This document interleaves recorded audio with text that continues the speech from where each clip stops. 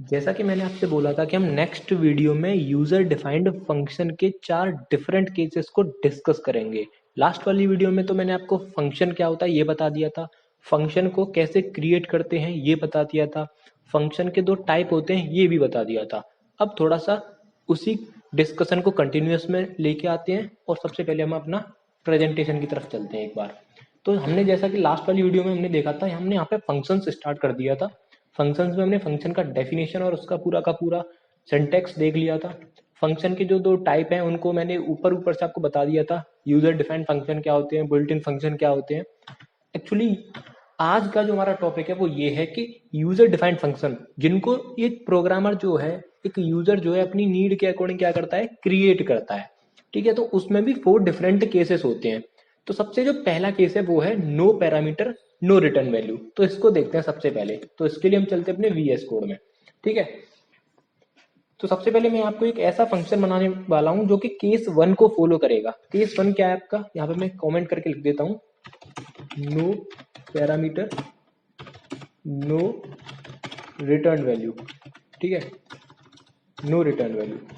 तो ये हमारा पहला केस है यूजर डिफाइंड फंक्शन के अंदर। अब देखो पैरामीटर क्या होता है, रिटर्न वैल्यू क्या होती है, इन सब को अभी आप बिल्कुल भूल जाइए। अभी आप जो प्रोग्राम में लिखने वाला हूँ उसको देखिए ध्यान से, और उसको मैं जब एक्सप्लेन करूंगा तो आपको पैरामीटर भी समझ में आ जाएगा और रिटर्न वैल्यू भी समझ में आ जाएगी।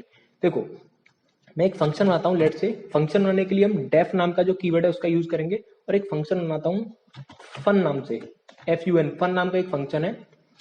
ओके, इसके बाद मैं यहाँ पे लिखता हूँ प्रिंट करना है। ये क्या करता है, ये फंक्शन कुछ नहीं करेगा, बस ये अपने बारे में इंट्रोडक्शन देगा कि hello I am a function.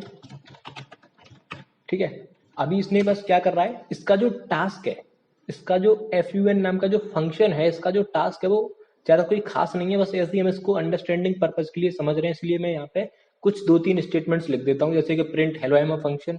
एक और लिख देता हूँ मैं, let's say I have no parameters, spelling गलत हो गई, I have no parameters and no return value. ठीक है, बस ये ऐसे ही अपने बारे में बता रहा है कि ये मैं हूं और मैं ये काम करता हूँ। ठीक है, अब मुझे क्या करना पड़ेगा, इसको कॉल करना पड़ेगा। तो चलो सर कॉल कर लेते हैं इसको, तभी तो ये क्या करेगा, अपना जो टास्क है उसको परफॉर्म करेगा। चलो इसको रन करा के देखते हैं क्या आउटपुट आता है। ओके, सो यहाँ पे इसने आउटपुट दिया जो कि मैं जो चाह रहा था, इसने वही आउटपुट दिया कि अपने बारे में मुझे बताए, hello I am a function, I have no parameter and no return value. अब बात करते हैं सर पैरामीटर क्या होते हैं। देखो पैरामीटर क्या होते हैं, वो वेरिएबल्स जिनको हम यहाँ पे पैरेंथेसिस के अंदर पास करते हैं। एक्चुअली ये जो 2 ब्रैकेट्स आपको दिख रहे हैं, क्लोजिंग एंड ओपनिंग दोनों हैं, इनके अंदर कुछ वेरिएबल्स पास करे जाते हैं। ठीक है, इसके अंदर कुछ वेरिएबल्स पास करे जाते हैं, उनको हम पैरामीटर्स बोलते हैं। अभी आपको क्रिस्टल क्लियर नहीं हुआ होगा, जब हम अपना नेक्स्ट केस देखेंगे ये वाला, जहां पे आपको विद पैरामीटर और नो रिटर्न वैल्यू, इस केस में आपको पैरामीटर अच्छे से समझ में आएंगे। तो आई होप आपको ये वाला केस तो समझ में आ गया होगा। इसमें कोई ज्यादा कोई रॉकेट साइंस नहीं है, कुछ नहीं है। नो पैरामीटर मतलब कि आपको इस ब्रैकेट को खाली रखना है, इस ब्रैकेट के अंदर आपने कुछ भी पास नहीं किया, यहाँ पे कुछ भी आपने पास नहीं किया, सिंपल कोई भी वेरिएबल आपने नहीं पास करा, और यहाँ पे आपने कुछ भी रिटर्न नहीं लिखा। आपने यहाँ पे कुछ भी रिटर्न में कोई भी एक्सप्रेशन नहीं लिखा, लेट से 1 या फिर कोई कुछ भी नहीं आपने यहाँ पे टाइप किया, बस सिंपल आपने यहाँ पे क्या है, कुछ प्रिंट करवा दिया। ठीक है, तो ये आपका क्या होता है, no parameter no return value. अब इसको करता हूँ मैं पहले कमेंट, उसके बाद आते हैं हम यहाँ पे दूसरा जो केस है वो है with parameters, with parameters and अभी ले लेते हैं नो रिटर्न वैल्यू। तो दूसरा हमारा जो केस है, ठीक है, नो रिटर्न वैल्यू, इसमें क्या होगा, अभी फिर से एक फंक्शन बनाता हूं मैं डेफ। अभी मैं फंक्शन बना लेता हूं, ऐड नाम का फंक्शन है। ठीक है, अब ये फंक्शन क्या करेगा, ये फंक्शन 2 नंबर्स को ऐड करेगा। अब 2 नंबर्स को ऐड करेगा तो मैं क्या करूंगा, ध्यान से देखना, मैं यहाँ पे क्या कर रहा हूँ, लेट से num1 num2। अभी आप बिल्कुल ध्यान से समझना, बिल्कुल, है ना, बस 1-2 मिनट आप पेशेंस रखिए, आपको पैरामीटर अब क्रिस्टल क्लियर हो जाएगा बिल्कुल। ठीक है, तो आप क्या करेंगे, हम यहाँ पे प्रिंट करेंगे सम इज, थोड़ा सा मिर्च मसाला डाल के प्रिंट कराते हैं इसको, num1 + num2। अब ये फंक्शन हमने यहाँ पे डिफाइन कर दिया। अब इस फंक्शन को हमने डिफाइन कर दिया, इस फंक्शन का जो टास्क है वो कैसे एग्जीक्यूट होगा, ये फंक्शन अपना टास्क कैसे करेगा जब इसको हम कॉल करेंगे। तो हम इसको कॉल कर लेते हैं ऐड, लेट्स से मैं चाहता हूँ 10 एंड 20 का सम फाइंड आउट करना, ठीक है। तो हम देखते हैं आता है कि नहीं यहाँ पे। तो यहाँ पे इन्होंने दिया है सम इज 30। अब देखते हैं यहाँ पे पैरामीटर्स क्या है। देखो मेरा जो फंक्शन है, इस फंक्शन का काम है दो नंबर्स को ऐड करना, num1 को और num2 को ऐड करना, ठीक है। अब ये जो num1 और num2 ऐड हुआ है, इसमें मैंने यहाँ पे कहीं भी num1 इस फंक्शन के अंदर, इस फंक्शन के अंदर कहीं भी मैंने यहाँ पे कुछ num1 इक्वल टू 10 नहीं किया है, और ना ही मैंने num2 इक्वल टू 20 किया है, ठीक है। मैंने क्या किया है, सिंपल मैंने जहां पे मैं फंक्शन को कॉल कर रहा हूं वहां पे मैंने दो वैल्यूज को पास करा दिया है, ठीक है। यहाँ पे मैंने इन दो वैल्यूज को पास करा दिया 10, 20। हो क्या रहा है, ये जो 10 है आपका, ये जो 10 है ये num1 में जाके कॉपी हो रहा है यहाँ पे, ठीक है। देखो ये जो 10 है आपका, यहाँ पे जो कर्सर दिख रहा है आपको, ये 10 जब ये जो 10 है ये num1 के अंदर चला जाएगा, ये जो 20 है num2 के अंदर चला जाएगा, ठीक है। इस तरह से इसका जो है 30 जो इसका आउटपुट आ रहा है। और आपको इसको विजुअलाइज करने के लिए हम थोड़ा सा यहाँ पे चलते हैं। देखो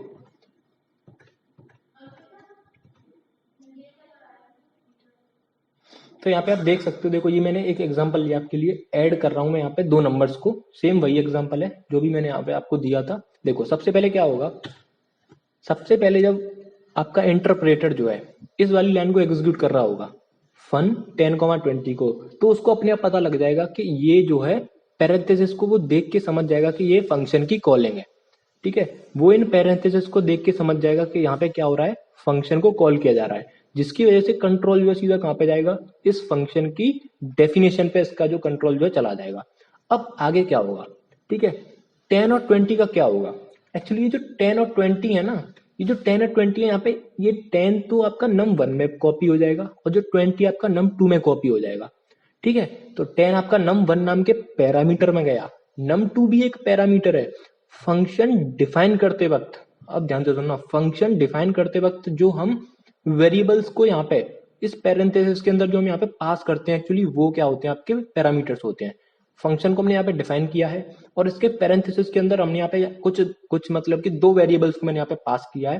तो ये दोनों वेरिएबल्स क्या है, एक्चुअली पैरामीटर्स हैं, ठीक है। जब फंक्शन को हमने कॉल किया तो इंटरप्रेटर ने देखा कि अरे ये तो एक कॉलिंग है, तो यहाँ से जो है ना सीधा डेफिनेशन पे जाएगा और साथ में ये 10 और 20 दोनों क्या हो जाएंगे, कॉपी हो जाएंगे num1 में और num2 में, ठीक है।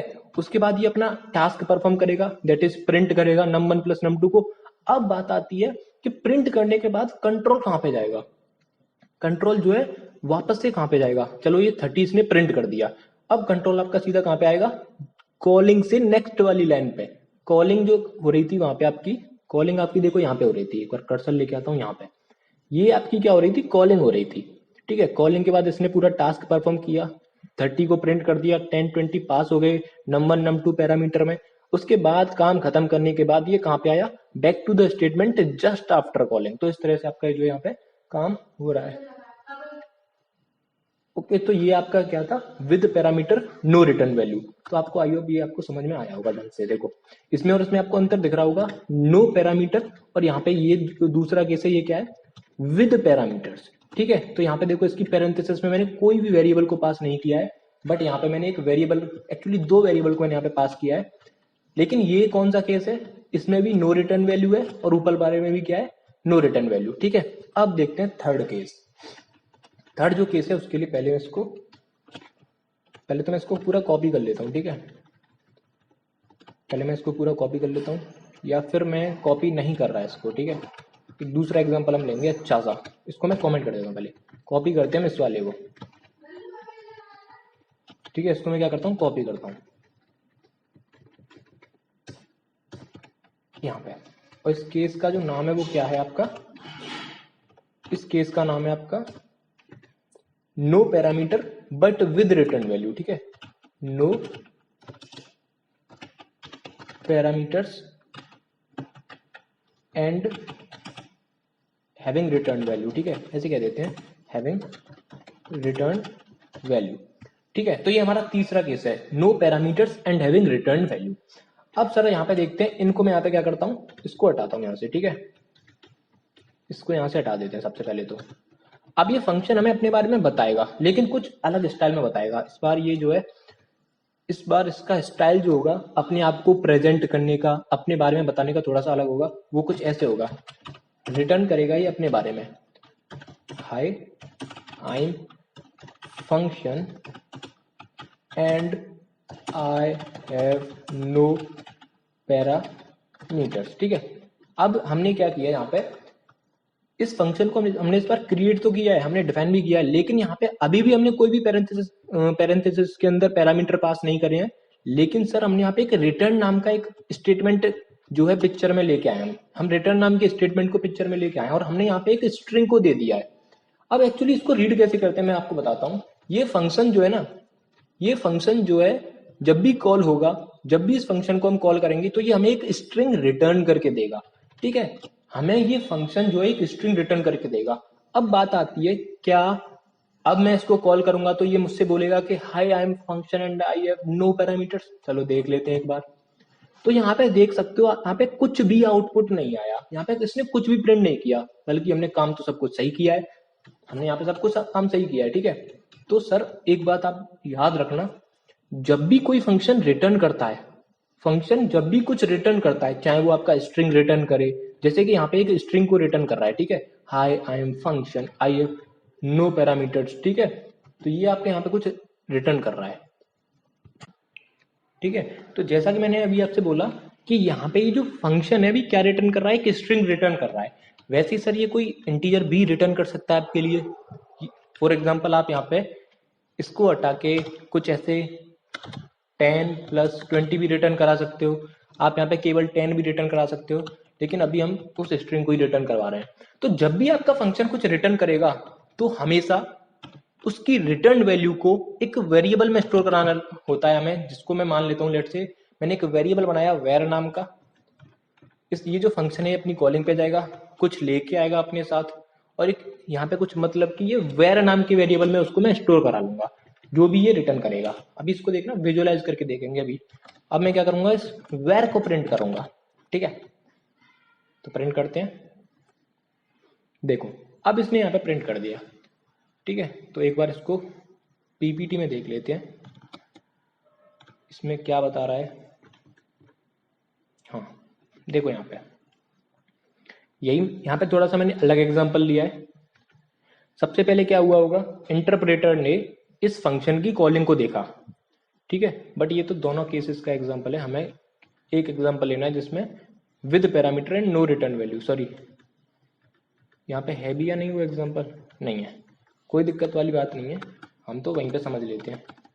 ठीक है, तो जैसा कि मैंने आपसे बोला कि आपका जो फंक्शन है अगर कुछ वैल्यू रिटर्न करता है, ठीक है, तो वो कुछ इस तरह से रिटर्न करेगा, और आपको करना क्या होता है, केवल जो भी वैल्यू, देखो एक्चुअली हुआ क्या है ना, बैकग्राउंड में ये हो रहा है कि इस फंक्शन की जगह पे आप ऐसा सोच सकते हो, इस फंक्शन को रिप्लेस कर देगा कौन, इस फंक्शन को रिप्लेस कर देगा कौन, हाई आई एम फंक्शन।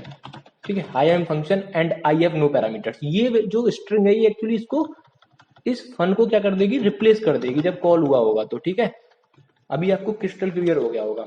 यहाँ से सबसे पहले इंटरप्रेटर कहाँ पे जाएगा, अपनी डेफिनेशन पे जाएगा।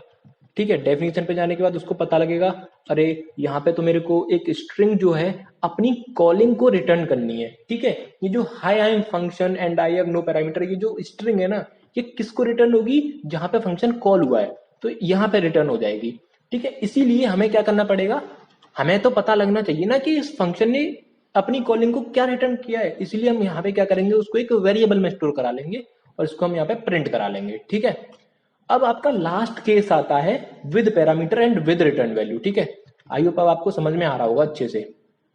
तो लास्ट केस जो है उसको भी देख लेते हैं एक बार, इसको कमेंट कर देते हैं। देखो यहाँ पे ये रहा, with parameter with return value. तो इसको थोड़ा सा समझते हैं। यहाँ पे देखो, सबसे पहले मैंने यहाँ पे क्या किया है, एक फंक्शन जो है, ओके, यहाँ पे एक प्रॉब्लम होगी। देखो यहाँ पे मैंने फन लिखा है और यहाँ पे ऐड लिखा है, तो आप इसको करेक्ट कर लेना, यहाँ पे ऐड कर लेना। ठीक है, इसको करेक्ट कर लेने का है आपको। ठीक है, सबसे पहले जब प्रोसेसर जो है, हम प्रोसेसर मींस इंटरप्रेटर जो है आपका इस प्रोग्राम को एग्जीक्यूट कर रहा होगा, तो इस वाली लाइन को जब वो एग्जीक्यूट करेगा तो उसको पता लग जाएगा कि यहाँ पे एक फंक्शन की कॉलिंग हो रही है। ठीक है, यहाँ पे क्या हो रही है, एक फंक्शन की कॉलिंग हो रही है। ओके, तो फंक्शन की कॉलिंग हो रही है तो अपनी डेफिनेशन पे जाएगा। अब डेफिनेशन पे जाएगा तो अब इसमें दोनों केसेस हैं, with parameter with return value. तो जब भी पैरामीटर आते हैं आपके, तो ये जो 10 है इसमें नंबर में पास हो जाएगा, 20 num2 में पास हो जाएगा। ठीक है, उसके बाद ये अपना काम करेगा, num1 और num2 को प्लस कर देगा। अब बात आती है रिटर्न कर रहा है, तो सर ये रिटर्न है ना एक्चुअली, ये रिटर्न कहाँ पे चला जाएगा, इस एक्स में चला जाएगा। जो भी रिटर्न वैल्यू होगी वो एक्स में आ जाएगी और उसको मैं यहाँ पे प्रिंट करा लूंगा। ठीक है, और आपका इस तरह से कुछ यहाँ पे काम होता रहेगा। आई होप आपको ये चारों के चारों केसेस आपको क्रिस्टल क्लियर हुए होंगे। एक बार उसको भी मैं लिख के दिखा देता हूं। लास्ट वाला जो केस है, with parameters and with return value. ठीक है, इसको भी एक बार हम देख ही लेते हैं। वही सेम फंक्शन है, या फिर मैं उसी को कॉपी कर लेता हूं जिससे कि आपका टाइम जो है बचे। I want to save your time. ठीक है, अब ज्यादा से ज्यादा पढ़ पाओ भाई। ठीक है, बस बहुत बोल लिया आपने। ठीक है, देखो यहाँ पे मैं क्या करता हूँ, रिटर्न कर देता हूँ, RETURN return num1 plus num2।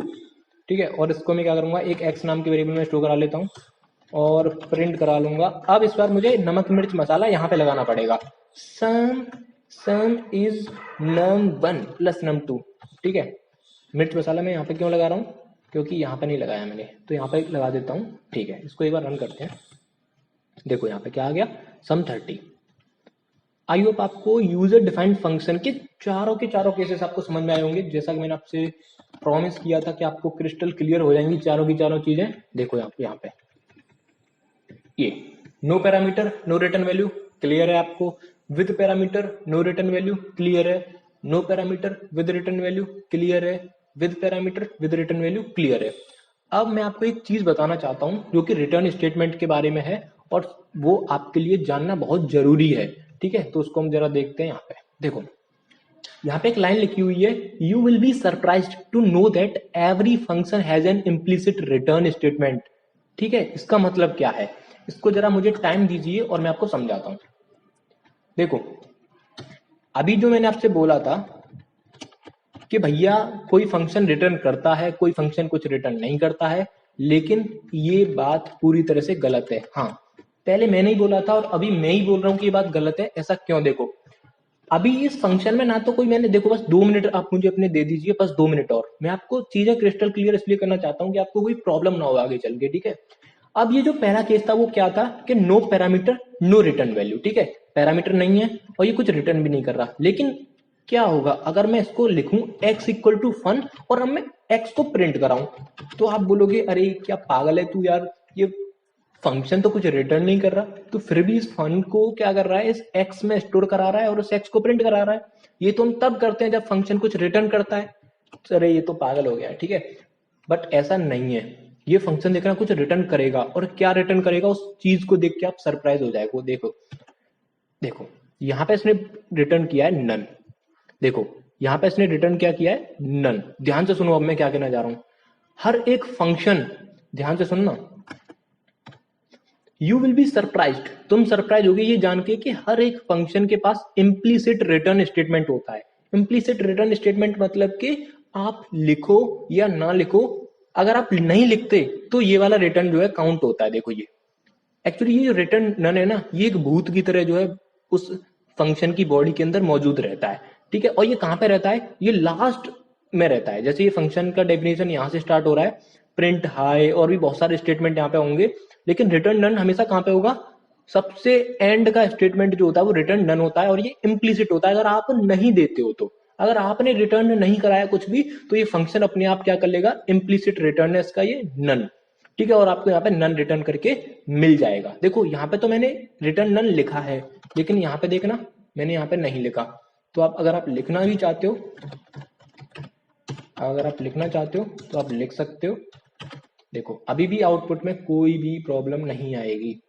देखो अभी भी ये नन ही रिटर्न कर रहा है, क्योंकि इम्प्लीसिट रिटर्न स्टेटमेंट है। इम्प्लीसिट मतलब समझ गए ना, अगर आप कुछ रिटर्न नहीं कराते हो तो फंक्शन हमेशा अपने आप बाय डिफॉल्ट क्या रिटर्न करेगा, नन रिटर्न करेगा। ठीक है, आई होप आपको ये चारों के चारों केसेस समझ में आए होंगे। सो आज की इस वीडियो में हम इतना ही रखते हैं। मिलते हैं नेक्स्ट वीडियो में, तब तक के लिए टाटा बाय बाय। अगर आपको वीडियो अच्छी लगी हो तो प्लीज़ वीडियो को जरूर लाइक कर देना। मिलते हैं नेक्स्ट वीडियो में।